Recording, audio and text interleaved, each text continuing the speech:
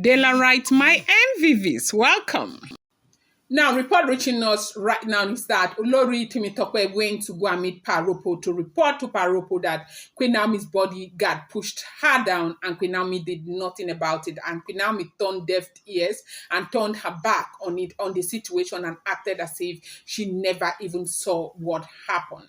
Now, Paropo asks, did Queen Naomi come to the palace of the Ooni of Ife? And Olori Temitope said no. So where did you see Queen Naomi that the bodyguard pushed you down? And she said allegedly that she had gone to meet Queen Naomi in church. Right now, they have their communion services during the first part of the week. I'm not going to put the days here.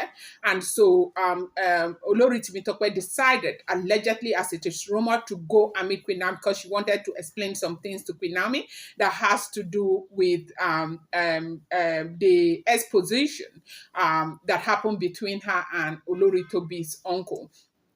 And she wanted to explain to Queen Naomi that what they saw was not like that, that the man had invited her, that the reason why she even went for that invitation was because she wanted to talk to the man to leave Queen Naomi and the oil well alone. And that was why she obliged Olori Tobi's uncle, and she went for that invitation. Now, this was the explanation that she wanted to give to Olori Naomi, and that was what took her to Akure. At least from what we are hearing, that was the explanation that she gave to Paropo. Now, that time and time again, we have heard that they have warned them to stop going after Queen Naomi, to look for Queen Naomi. Queen Naomi left the palace for these people, as in completely. She just left the palace for them, and she decided to retire back to Akure where she can stay and have her peace. And when they started coming to Akure, she decided to move to Lagos. That was the first time she bought that house in Lagos. That apart from the royal mansion, Olori Naomi is alleged, as it is rumored, that she has her own mansion in Lagos. Okay, it was from her own mansion that she moved those things to the royal mansion, and some of the things that were left in her own mansion were the things that they brought last month to the palace after they finished fixing some of her things in the palace. So right now, they said Ooni of Ife has told his wife time and time again to leave Temitope alone, to stop going after Temitope, that leave Olori Naomi alone, to stop going after Olori Naomi, that Olori Naomi does not need them. Olori Naomi does not need them to go and explain, that they owe Naomi no explanation. Even Naomi herself has told them that they owe her no explanation, that she does not want them to keep coming for her over and over again. Now, one thing that these people do not know is the fact that, going for Naomi gives Naomi some kind of mental stress, okay?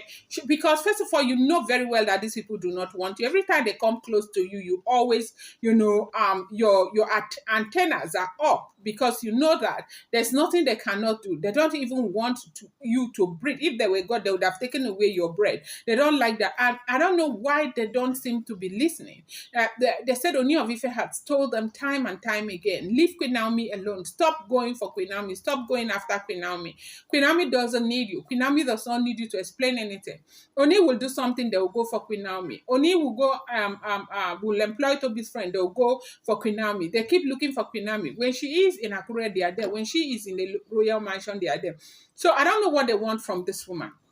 As we are hearing it, or allegedly, they said she now went to Akure because they all know the times that Naomi is in church. And one place that you will ever see Naomi is in church. Naomi is somebody who knows that God called her into this world for a purpose, and Naomi is ready to fulfill that purpose. I have explained this time and time again to you that if Naomi was not a girl that was called by God, when she first got married to the Ooni of Ife, she would have dropped that, okay?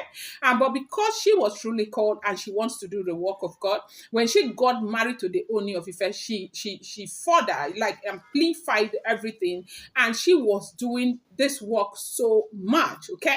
And so right now, as we are hearing allegedly, Naomi is very strong. Like, she is doing her work and preaching, evangelism, and a whole lot. She has a lot of bosses that are going to interior areas of Akure villages and all of that to preach. Even the rural areas of Akure, they are just going, the buses are moving left, right, and center. She's investing so much in the gospel of Jesus Christ. So she's always in church. They say the communion service, she is there, deliverance service, she's there, and all of that. So a lot of people know that you want to see Naomi, you go to the church and see Naomi. And so they say when she went, of course, the bodyguard and everybody who works with her already know that, these people are always coming for her. They already know the antecedents between Olori Naomi and these people. And so what we are hearing allegedly is that when Naomi went, when Temitope went there, she was coming in through a major door, and the bodyguard was also rushing in because I think the bodyguards were outside, and so they now saw Temitope walking in. Of course, Temitope, of course, she goes with the driver and she goes with the bodyguard as well. And so when Temitope alighted from the car, the bodyguards that were outside, one of them saw them and decided to come inside the church. So they were using a major door and the same door from what we heard. So the bodyguard ran past them. In that regards, they say the way he passed, he pushed Temitope. And not that Temitope even fell to the ground. You know how you're struggling to get access into a way and a door, through a door, and some other person, like two people, the bodyguard is a little big. They might just push the woman one side and pass. Now, as a bodyguard, your first instinct is to protect the person that you are assigned to protect. And these people are people who have been kind of posing threat on Olori Naomi. If all the information we keep hearing is the truth, I have told you time and time again that these are all alleged information. I do not live in the palace of the Ooni of Ife, neither am I related to them. And I will say to Delaram, whatever you see on social media, you want to take it with a pinch of salt. Welcome back to my channel. It's your girl Delaram. I bring you fresh and spicy just from the sauce is still on the royals. How are you guys doing? I appreciate you. I love you. I thank you. Thank you, my people. I appreciate you guys so much from the depth of my heart. If you're yet to subscribe, kindly go ahead, hit that subscribe button, and do not forget to turn on the notification bell, and do not forget to give this video a thumbs up. I appreciate you guys so much. Okay, as we are hearing now, allegedly, is that so this man pushed his way and Temitope fell one side. Like, it's not as if she fell to the door, to the ground. She fell like against a wall, and the wall wedged her. She didn't fall to the ground. And the bodyguard looked back and said sorry and ran off. So basically, the bodyguard was running off to go and protect Naomi, give Naomi the protection that Naomi will be needing at that time, because of course they all know these people and they all understand that these people always come, like it's all about Batbos when they're around and all of that. And so now, they said when Naomi looked over and saw that it was Temitope and saw what happened, Naomi did not say a word. That Naomi just turned around and continued to talk. And Temitope went and sat down there for the longest of time. Naomi did not step back. And after, they said Naomi even finished and entered her office, and people followed her. Usually when she enters her office, people will follow her for counseling. And she went and sat down and started doing counseling. She didn't even bother, like to say, maybe people are waiting for me and all of that. And so at the end of the day,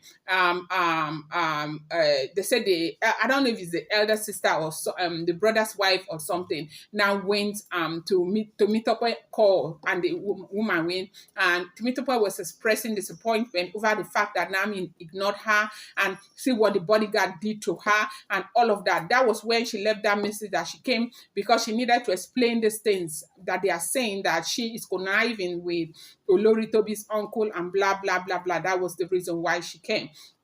And since Naomi does not want to see her, that she was going to leave. And so that was what happened. And now when she went back to Akure, they said she went to go and meet Paropo to tell Paropo that Naomi sent the bodyguard to push her.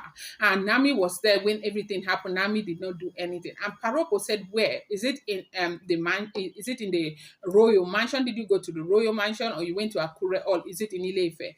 And she said no, that it happened in Queen Naomi's church. And Paropo said, how many times have they told you guys to leave Queen Naomi alone? stop going there. That if they send bodyguard to push you, are you not happy that they didn't carry you and throw you somewhere? That you guys don't listen. I don't know what you want with Queen Naomi. Leave Queen Naomi alone.